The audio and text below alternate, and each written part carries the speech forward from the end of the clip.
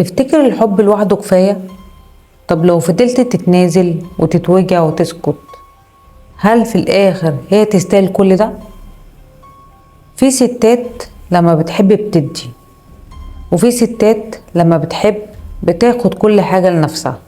قصة النهاردة عن راجل فضل يسامح ويعدي ويتنازل عن كرامته وعن أهله وعن كل حاجة بيحبها علشانها، لحد لما صحي في يوم وبص حواليه ملقاش غير واحدة أنانية ما شافتش فيه غير وسيلة راحة ليها. تابعوا القصة لحد النهاية وما تنسوش لايك وشير عشان الكل يستفيد. أنا آسيا عبد الرحمن ودي النضارة السوداء. قبل ما نبدأ قصة النهاردة نصلي على سيدنا محمد عليه أفضل الصلاة والسلام ونبتدي قصة النهاردة لأن أنا اتأثرت بيها جدا. تابعوا القصة لحد النهاية.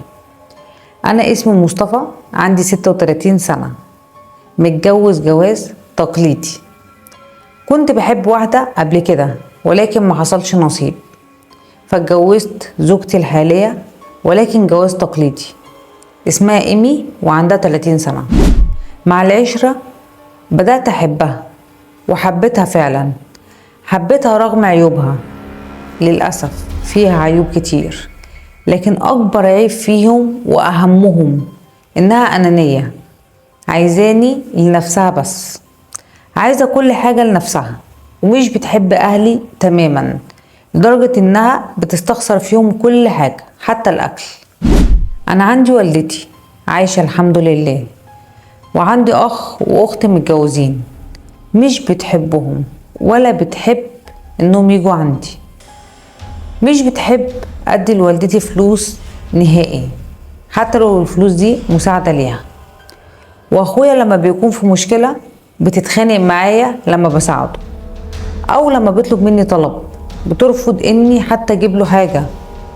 أما أختي بقى لما بتيجي ممكن يوصل بيها الحال إنها تخبي منها الأكل. وأنا والله إخواتي طيبين جدا، مش عشان إن هم إخواتي، لا، دي كلمة حق يحاسبني عليها ربنا، لكن أهلها حاجة تانية خالص، بتعاملهم معاملة مختلفة تماما، وأنا بعملهم أحسن معاملة. لكن للأسف فيها عيوب كتير جدا. يعني مثلا عايزاني أبقى بنك فلوس، طلباتها مش بتخلص. وفي عيب تاني، بتطلع أسرار البيت لأهلها ولأصحابها. ومشاكل تانية كتير جدا. المشكلة إني بحبها ومش متخيل حياتي من غيرها هي وأولادي، بس أنا حاسس طول الوقت إني بتنازل عن حاجات ما ينفعش أتنازل فيها، وبسامح في حاجات ما ينفعش أسامح فيها. قوليلي أرجوكي، قوليلي أعمل إيه؟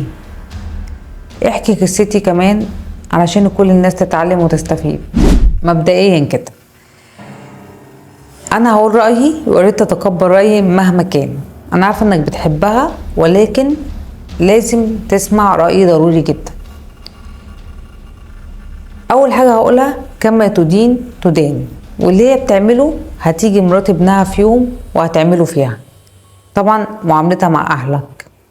تاني حاجة، للأسف التنازل بيدمر أي حياة، وانت اتنازلت كتير جدا، متنازل طول الوقت لحد لما هي لغت شخصيتك. مش بس كده، مسكت عليك نقطة ضعف وهي انك مش قادر تعيش من غيرها.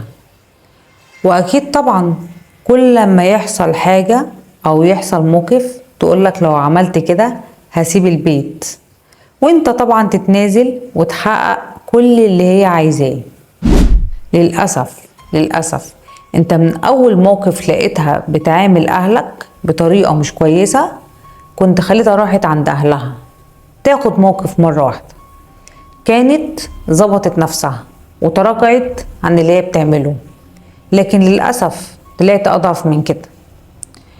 ودي طبيعة عند بعض الرجالة، مش كلهم طبعا. مفيش عندهم قوة الشخصية اللي تخليهم هما اللي يبقوا مسيطرين، مش الست.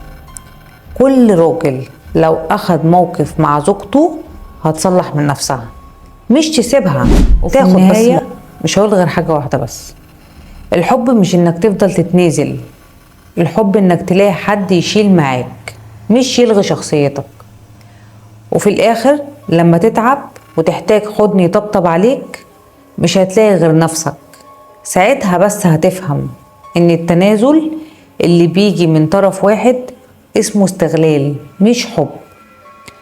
فلو لقيت نفسك كل مرة اللي بتتألم وتسكت وتتنازل وهي ما بتفكرش غير في نفسها، امشي قبل ما تخسر نفسك، لان اللي ما يحافظ عليك في وجودك مش هيبكي عليك في غيابك. لو القصة أثرت فيكو زي ما أثرت فيا اعملوا شير ولايك وسيب رأيك في كومنت. وما تنسوش ورا كل نضارة سودا في قصة عمرها ما اتقالت، وانا جيت احكيها لكم من اولها.